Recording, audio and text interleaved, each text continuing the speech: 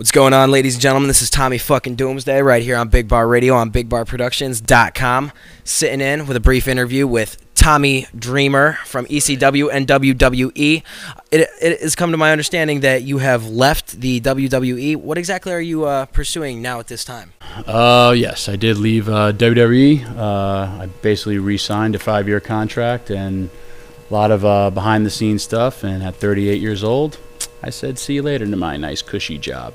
For a lot of reasons. One, basically, I was the highest rated guy on that show, and the networks want to talk about ratings. But hey, you know what? Everything happens for a reason, and I'm very, very happy with going on. Did 2 movies. One will probably go straight to YouTube. It was so bad, but hey, they paid me. And the other one, I don't know where it's maybe a straight to DVD.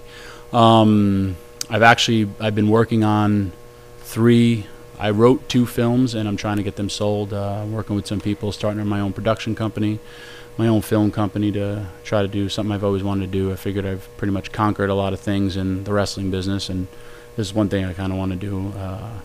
And just hanging out, and very, very fortunate, working a lot of independent companies, and I'm actually booked probably just as much if I was full-time with WWE, and just having fun and, you know, giving back. I'm very motivated and rededicated myself to kind of show the world that I still have it at 38 years old. Dropped some weight, 247 pounds, and still going to try to drop some more.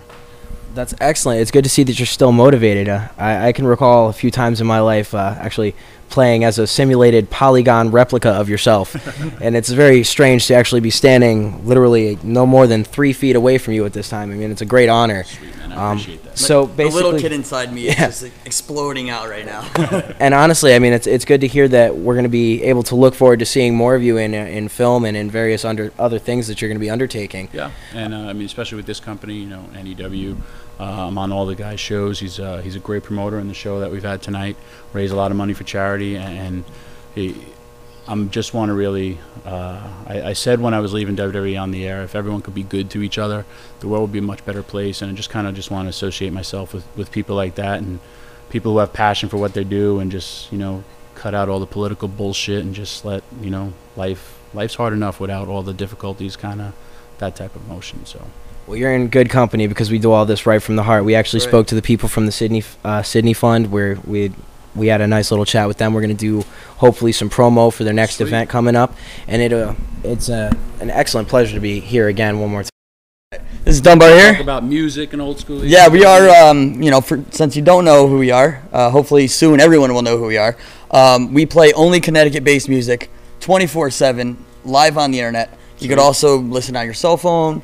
On your Vince Xbox. McMahon's listens to this as he's driving in his Bentley to and from. You know what? With the way his demonic ass is, I don't even want him to be listening. Actually, Vince is a big AC/DC fan.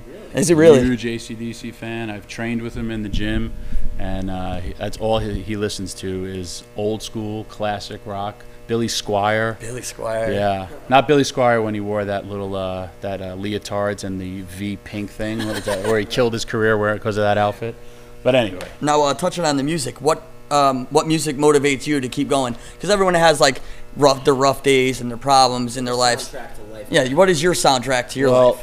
And I was glad to hear it. Alice in Chains, Man in Box. If you think of those words, that's totally Tommy Dreamer's, you know, character. And, you know, the whole thing with me and my character, it's not really character. It's my gimmick. That's who I am. I've been a wrestling fan since I'm 9 years old. It's always been my dream, and I never forgot that, you know, and I think a lot of athletes do forget where they came from. They don't realize that without the fans, you don't have a job and they pay your salary. You know, I hate when you hear guys holding out for more money to play football or baseball. It's like, dude, are you kidding me? Yeah. You know, you're living your dream, and it's the greatest job in the world. Now coming up in the wrestling industry, you know, I mean, you've been through a hell of a lot of shit to get where you are today. I mean, is there anything in particular that you found to be a really hard struggle getting up to where you are now, or anything in retrospect that, you know, was a great task or burden for you? Like, if you could give, say, an upcoming Connecticut local wrestler, like, some advice on you know, getting again, there. it's one main thing, and I don't want to sound like a hokey parent. My parents, I mean, I lived with my parents till I was 30 years old. And a lot of stuff you saw me put my body through in the original ECW, man, I was doing for free. There was a big payoff when ECW hit, but I have a college education. You know, I graduated with a 3.6 in international business, a minor in law, and 16 concussions later, I'm lucky I could write my name. But you may not make it in life, and what you want to do, you may have to settle in and get a real job. So if you have an education, that will help you, you know, try to do other things, because a lot of my friends that I grew up with, they did, you know, some guys went other routes and they didn't get educations, and now like they hit the real world, and it's like, well, if you don't have an education, you don't get anything. So and it's different when you have a family to support and all that stuff. So your education is key, just for, you know, to try to make it, and then you see where it makes it. And then hell, I haven't used my education ever since. I use my head enough for reading, for getting hit. As long as you're doing what you love to do, you know, I've noticed this, because, you know, the BigBar Productions started from the ground up. You know, I've been in the Connecticut music scene for like 10 years. Collectively, together, me and Tommy have been in the scene for about 20 years. And it's always been a struggle the whole way through. I mean, I've seen bands come, seen bands go. Yep. But even, you know, even if they see minimal success, they keep doing it. And, you know, I got the utmost respect for professional wrestlers. I'm a huge wrestling fan. Cool. And to have to, you know, when you put you guys, you know, your body on the line just to entertain us fans, I mean, there's not a lot of people that really understand that you're going to be hurting like a motherfucker tomorrow. Everyone knows this. You know, they should know this. I feel every bit of 38 years old every morning I wake up. Besides that, I'm doing pretty good. And you're looking good, I got to say. For breaking my neck, breaking my back, and breaking everything. And I've never had a surgery, so wow. I always just like to play hurt. Now, I got to ask, saying you've never had a surgery, is that because you don't believe in surgery, or is that just because you're tough as nails? Is for quitters. No, I just, when I broke my neck and my back in the original ECW, you know, I didn't have health insurance, and surgery costs a lot of money, and just sucked it up and went to work. I had a great motivator, and I was injecting Paulie's Kool-Aid, as they used to say. Paulie's Kool-Aid. And, but no, I mean, again, back when I was, if you didn't work, you didn't get paid. Well, I mean, like that is pretty freaking hardcore right there. This man just talked about some serious injuries and basically just taking it like a man and going back out there and doing what he had to do, and that's Let me tell phenomenal. you a little side note that many people don't know about Tommy Dreamer, that I used to work at CBGB's back in the day, as well as my best friend had a band called Breakdown. They were, you know, hardcore punk band, and I used to be the only Guido who was the roadie for all them, and all the metalheads and skinheads would all be doing all their stuff, and there'd be this one big Guido standing on the top of the stage throwing people off, stage diving and all that stuff. So it's pretty funny. Now, being on the road, you go through many different states. Do you have any like independent musicians that you like to listen to yourself? I listen to anything. You know, when I don't have, I have not gotten Sirius or any XM. I haven't gotten any of that. I still don't have an iPod. Well, when you're as busy as you are. I own 4 CDs in my life. Wow.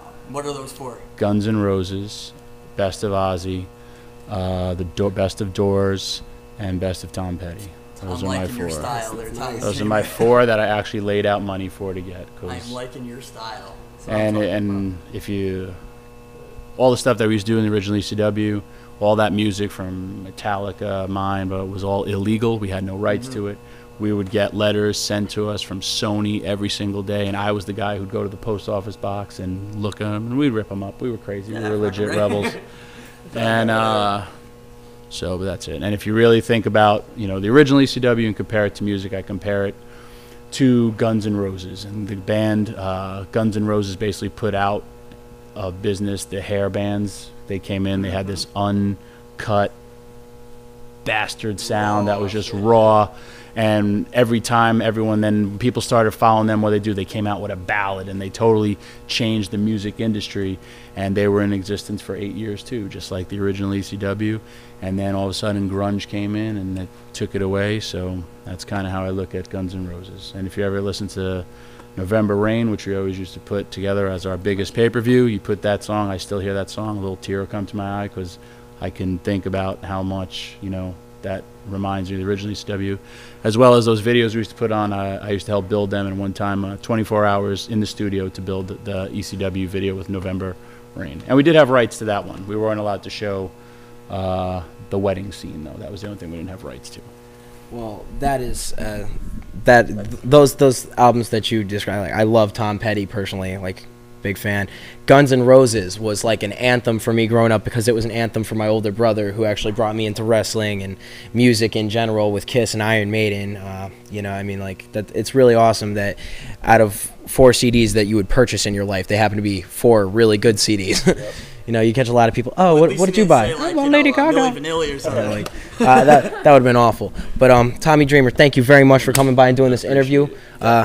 Thank you so much. If you ever, we'll give you a business card. If you ever want to give us some info on your upcoming video things or anything that you're doing, we will pump the hell out of it on our radio station. I broke down. I got a Twitter. I am tweeting. He's tweeting. Oh boy. And you just reached the dark side now. I got 20,000 followers in 2 months. Wow. Doesn't surprise me. And I actually just someone gave me a really cool website, and they're both thetommydreamer.com, and that's my Twitter name, thetommydreamer.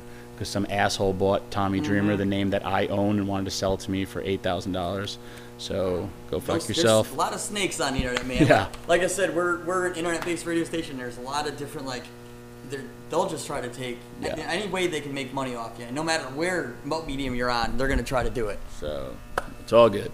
Thank you very much, Tommy Dreamer. It's a pleasure and an honor to be standing here next to you. Thank you for, you know, doing this for our Big Bar listeners all over the world, all over the country, and especially for Designated Dave, who couldn't be here tonight, who I'm sure is a big fan because he loves wrestling as a whole. Sweet. So listens from Big Bar to Big Bar Radio 3,000 miles away in Southern California, always supporting us. Actually, we had Hacksaw Jim Duggan give him a personalized hoe live on Big Bar. It was awesome. Because he couldn't be here. Sweet. Thank you very much, sir, for coming by. Guys. Keep us posted on your upcoming stuff, and we'll keep them posted. Cool, man. Thank you very much. Thank you. Thanks, Tom. Ladies and gentlemen, this has been a Big Bar Radio exclusive interview with the one, the only, Tommy Dreamer.